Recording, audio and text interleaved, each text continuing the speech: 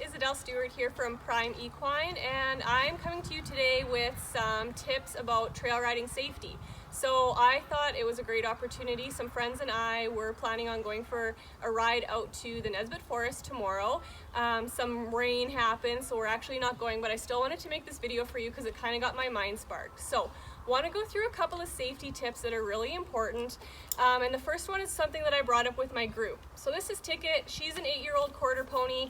And when we talked about going out to the Nesbitt Forest, one of my first questions to the group was, how long are we riding for, and do we know when we're going to be back? So the reason that I was asking that is because I wanted to make sure that I considered and evaluated my horse's fitness to be able to go on the ride.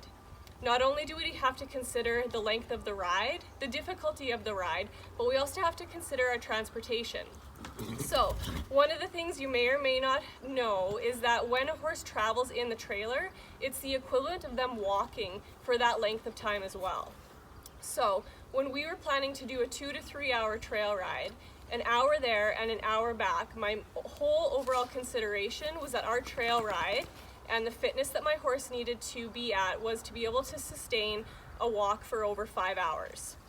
So when you're doing some considerations in riding with a group, one of the nice things to do is to make sure that you have that conversation, and then you plan to have your ride and consider the least fit horse or the least fit horse and rider, and make your riding distance that nice consideration that they can participate as well without overexerting your animals.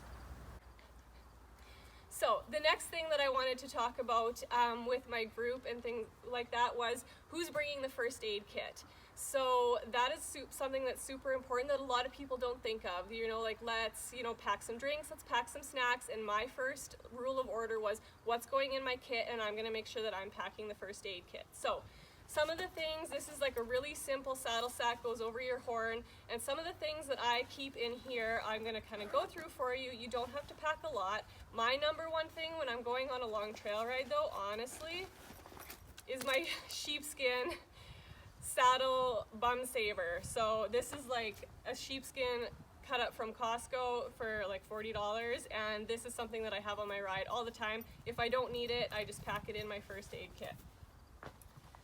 The other side of that is I have the essentials. I have my gauze wrap, I have vet wrap, I have duct tape. So you don't want to pack a whole roll of duct tape, but you can just roll duct tape onto itself, and then you can unroll it and use it. So I've got a couple of feet of duct tape here if I need to use it. I have snacks.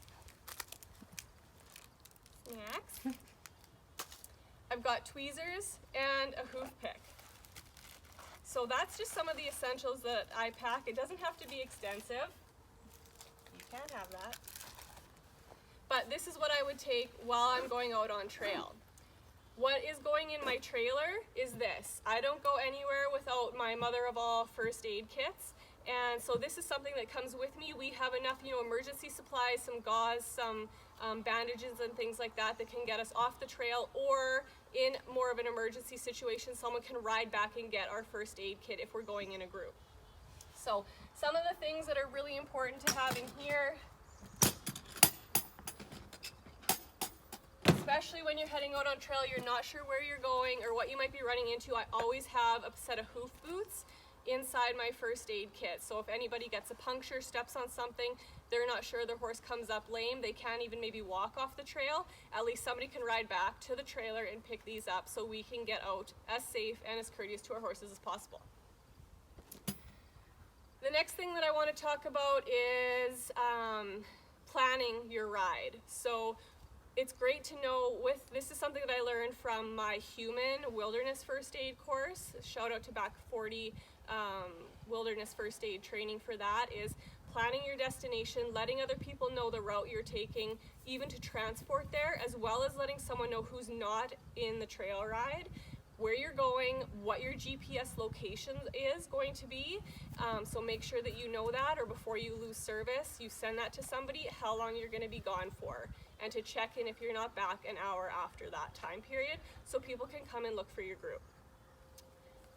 Ticket thinks this is a really boring video, and sometimes safety is, but I think it's so important, and we really need to cover these things so we can all enjoy, make sure we get to and come home safely. I've never had to use any of this stuff, and I hope to not, but the last thing I'm going to talk to you guys about is bringing halters and things like that on your ride. I really like to bring and pack a halter with me, or have my horse wear a halter under her bridle. If I'm going to do that, I'm going to make sure that I'm going to use a flat, really light type of halter, not a big nylon web with any buckles or anything like that, and I'm going to put my my bridle over top of this, and that's kind of a trick that I learned when I was riding out in the mountains. So from this, one of the things, if you don't want to because you shouldn't dally this to your horn if you're riding, okay? But you also don't want to hold on to it all the time while you're riding either, potentially. So one of the things that I learned is to loop this over, make sure they have enough room in it that they can get their head down a little bit, not too much that they could step over it. And then you're going to take the two pieces here and loop this one back up. And then you're going to wrap around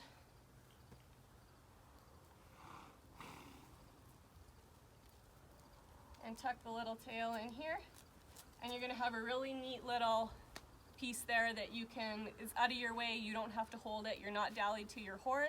And when you're ready to get off, take a break, take your horse's bridle off, let them eat or drink without their bridle on, and then you've got a halter ready to go to tie them up. So that's one little fun tip that I hope you maybe didn't learn before, and thanks for watching.